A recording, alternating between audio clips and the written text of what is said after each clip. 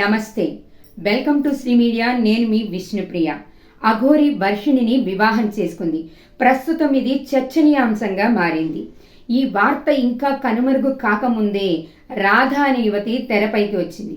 అఘోరి యొక్క మొదటి భార్యని కొంతకాలం క్రితం నేను అఘోరిని వివాహం చేసుకున్నాను అని రాధ చెప్తున్నారు.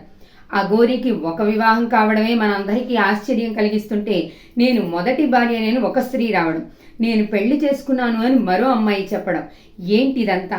వివాహం అనేది ఇంత సర్వసాధారణ విషయంగా మారిపోయిందా?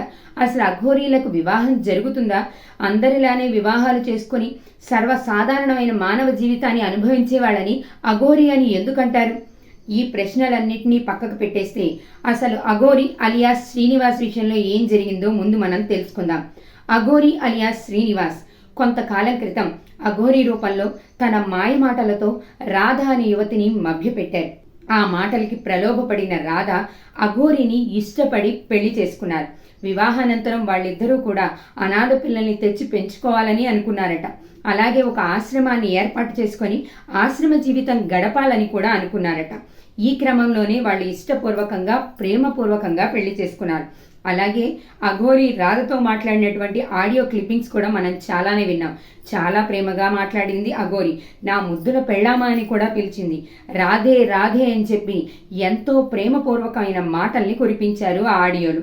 ఇక ఇలా కొనసాగుతుండగానే రాధకి వర్షిణి విషయం తెలిసి, వర్షిణి ఎవరు అని అడిగితే, వర్షిణి నాకు కూతురుతో సమానమని, వర్షిణి నా శిష్యురాలని అఘోరి చెప్పిందట. ఇప్పుడు చూస్తే అదే వర్షిణిని పెళ్లి చేసుకున్న వీడియోలు మనం చూస్తూనే ఉన్నాం. అసలు ఏంటిదంతా?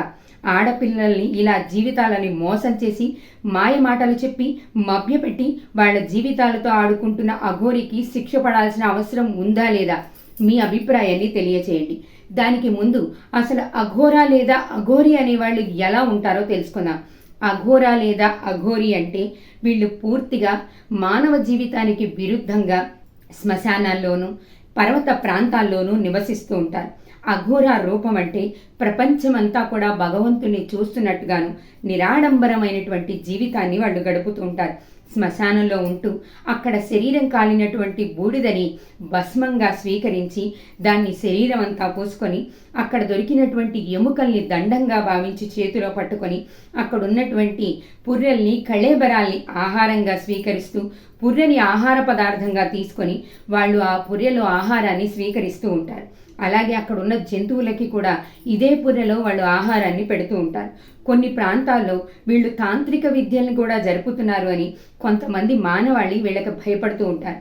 కొన్ని ప్రదేశాల్లో వీళ్ళని ఆ పరమేశ్వరుని అంశగా భావించి అతి భక్తి శ్రద్ధలతో పూజిస్తూ ఉంటారు. ఇలా వీళ్ళ జీవన విధానం సర్వసాధారణ మానవుడి యొక్క జీవన విధానానికి పూర్తిగా వ్యతిరేకంగాను దూరంగాను జరుగుతుంది. అఘోరా లేదా అఘోరీలకు అసలు సరైన వస్త్రధారణ కూడా ఉండదు. వస్త్రాన్ని కూడా వాళ్ళు త్యజించే అంత నిరాడంబర జీవితాన్ని గడిపేవాళ్ళని అఘోరా లేదా అఘోరి అంటాం. ఇదే మన పురాణాల్లోనో పుస్తకాల్లోనో మనకి తెలిసిన విషయం. కానీ ప్రస్తుత సమాజంలో జరుగుతున్నదేంటి? అఘోరి పేరు పెట్టుకొని రోజుకో వార్తల్లో నిలుస్తున్న శ్రీనివాస్ నిజమైన అఘోరీనేనా? అసలు ఈ మాయ మాటలేంటి? తను నేర్చుకున్న 2-3 విద్యల్ని కూడా ఆడపిల్లల జీవితాల్ని వశం చేసుకోవడం కోసం, వాళ్లతో వివాహం చేసుకొని వాళ్ళ జీవన విధానాన్ని పాడు చేయడం కోసం, వాళ్ళ పూర్తి జీవితాన్ని నాశనం చేయడం కోసం వాడుతున్నాడేమో అనిపిస్తోంది ప్రస్తుతం చూస్తున్న సంఘటనలు చూస్తే. ఆడపిల్లలు తస్మాత్ జాగ్రత్త. ఇలాంటి మాయ మాటలకి మోసపోకండి. ఏదో ప్రత్యేకమైన చర్య జరగడం ద్వారా జీవితంలో అద్భుతాలు జరిగిపోతాయనే భ్రమలో ఇలాంటి వాళ్ళ మాటల్లో పడిపోకండి. అసలు అఘోరాలకు వివాహం ఉండడమే వ్యతిరేకమని అఘోరా సమాజం చెప్తుంటే ఈ 1-2 వివాహాల్ని ఎలా అంగీకరిస్తాం? ఈ వివాహాలు వర్షిణితో ఆగిపోతున్నాయా? లేకపోతే అఘోరి మరో రూపంలో ఇంకో ఆడపిల్ల జీవితాన్ని నాశనం చేయబోతున్నాడా అంటే నిజంగానే అలాంటిది జరగదు అని మనం ఖచ్చితంగా చెప్పలేని స్థితిలో ఉన్నాం.